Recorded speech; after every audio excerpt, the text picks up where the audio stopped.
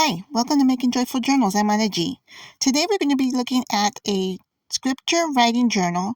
We're going to do a full flip through and we're going to talk a little bit about some of the things we've been doing getting ready for 2025. I do want to wish every one of you a happy new year. I hope you're ready for 2025 because it's coming. It's just around the corner. And I did want to show you a couple of things I had picked up at the local Dollar Tree. One of the things had been a purchase I've made several months ago. It's those flowers that are the red flowers there on the left, or they're kind of like a pinkish red. And then these are some more flowers I had purchased recently.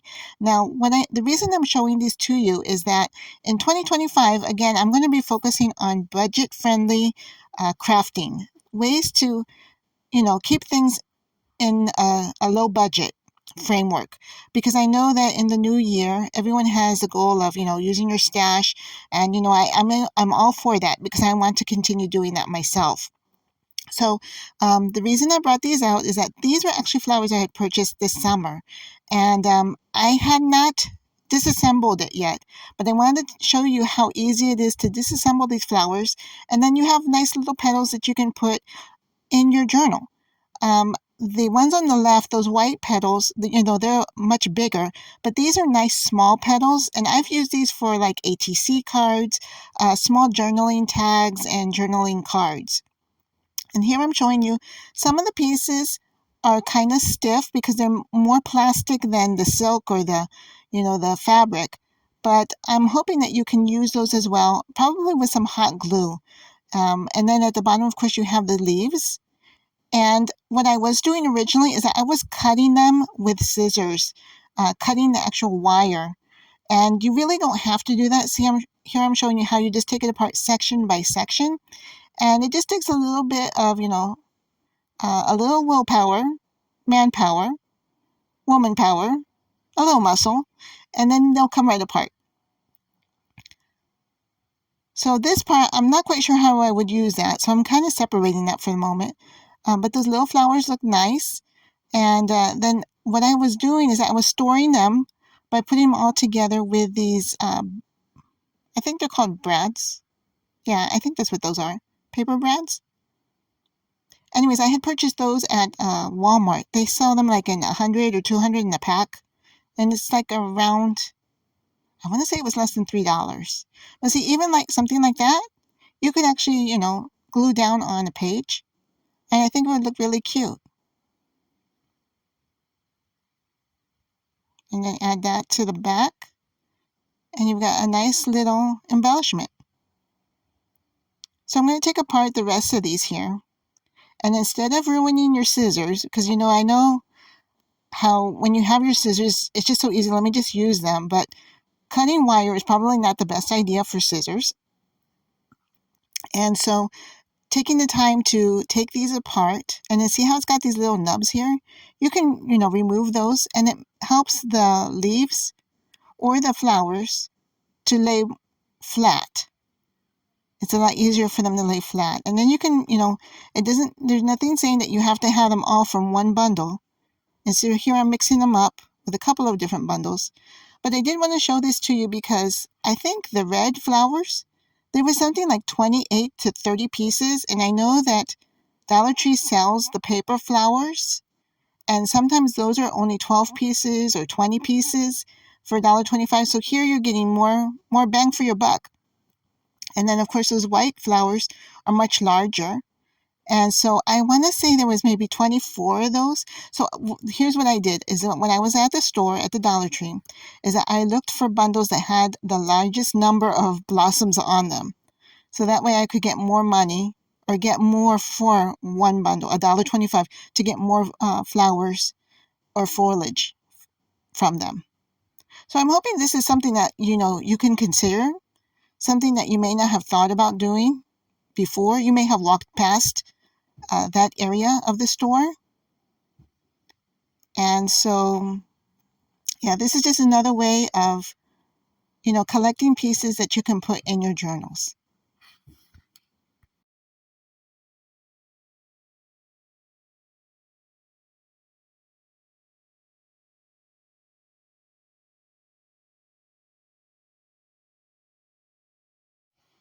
Okay, so This is the only part that I'm not quite sure what I can do with. I think I'm just going to have to throw this piece away.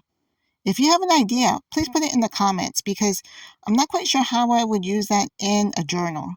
Unless, because they're wire, unless you kind of made loops out of them, I'm not sure. And maybe tie journals.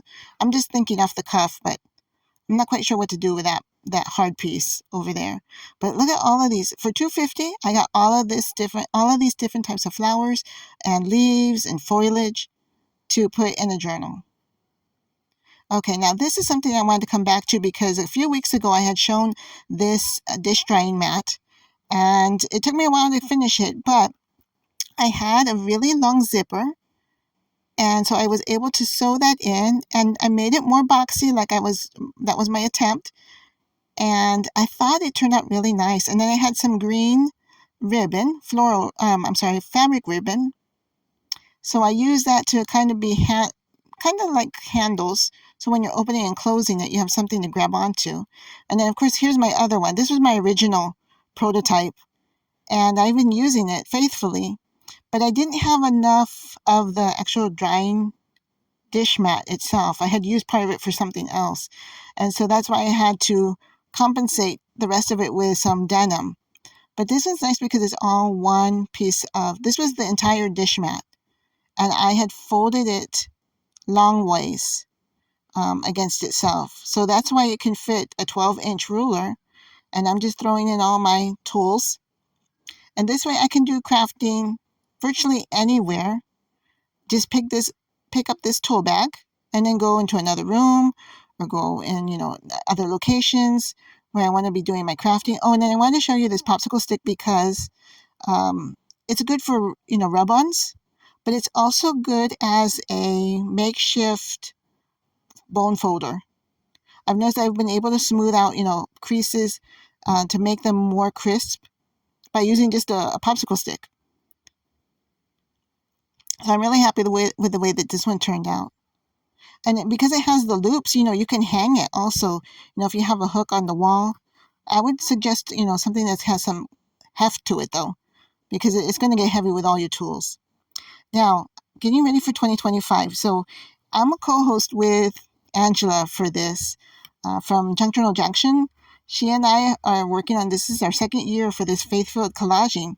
And we've already received, people who are interested in this. And I thought, okay, I'm going to get myself all ready for this. I had started doing all my fussy cutting, and not really fussy cutting, but just cutting out all of the freebies, the free images that we're offering. And a lot of them are from, I use Gemini AI. And sometimes what I did, and this is something that you could do too, if you have a Google account, you can definitely go in to Gemini. It's one of the icons that's within all the Google icons. And just look for Gemini and click on it, and it'll probably say, "Hi, Anna," or whatever your name is that you have for your Google account. And then you just type in something as easy as using this Bible verse, or let's say using the Bible verse John 3:16, create a image of that represents that Bible verse. Sometimes it works, sometimes it doesn't. So you kind of have to be creative. Sometimes it'll just throw back saying, "Oh, I don't have the information for this." And a lot of times that was true for things in the Bible. It didn't really want to create something. So you kind of have to work with the wording and see what you come up with. And there's nothing saying that you can't scrub it and then try something different. And then I was showing the choir members. Those actually came from Angela. I think she said she had pulled those from Canva. And for me, Gemini just does not like to make portraits or images of people, which I'm okay with that because I'm not really a person that uses people in my crafting.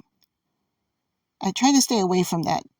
People, photographs. I know that there's a lot that's out there, like the Tim Holtz type of paper dolls, and I don't know. I even told Angela about this, about, how does the person who took the picture originally know that, 50, 100, 150 years from now, that their image is going to be mass produced and then sold and put in people's journals. I'm thinking, I don't think I would want to see that happen with my pictures. So out of respect for that, I tend not to use people. What about you? Are you guys okay with the paper dolls and all of that? It's just, I'm okay with animation, cartoons, things like that, but real photographs, it's just not for me. But as I was saying, is that I had all of that stuff ready, and I'm thinking, I'm ready to go. And then I remember, oh snap, I don't even have a journal yet. I had not made a journal. I hadn't just thought about what I was going to be putting all my collaging in.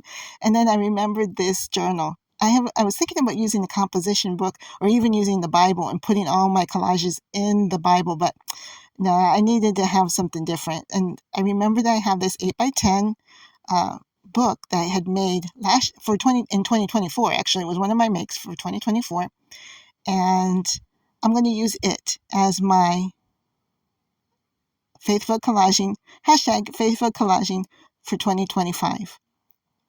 And these letters actually came from a stencil, and guess where I got it from? I got it at Dollar Tree. These are really nice. Each letter, I want to say, is 2 inches. And there's a barcode in case you need it. Now, this one, I want to say I had purchased it.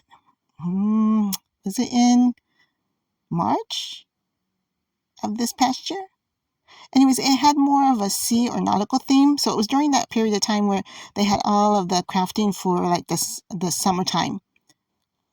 And so I'm going to use this, and then see some of these pages, like the dictionary page, are very thin. So I'm thinking of gluing those together to give them more stability. And then here, before I had selected this as the faith-filled collaging journal, I was trying to think of things I could put in it because, it's a bigger book. And sometimes, you get used to doing the 9x6 size of journal. So in a larger journal, sometimes it's hard to think of what to put in it. And here I had made some wraparound corner pockets. And then these were all master boards I had created, all from scraps. Like all of that was scrap. Yeah, everything there was scrap of some kind. And then this was from an old book. And I want to say the book was from the 50s or the 60s. And it was all about this bunny. I need to find the rest of that book. It's somewhere in my stash. And all I have was just that. I think that was the back cover of the book, actually. Yeah, so this is what I'm going to be doing or using for the hashtag Faith-Filled Collaging 2025. So I think I'm ready now. It was kind of late in the game, but I think I'm prepared now. We'll see, because I've got to make my video now for the first entry, which is going to be, I believe, January 1.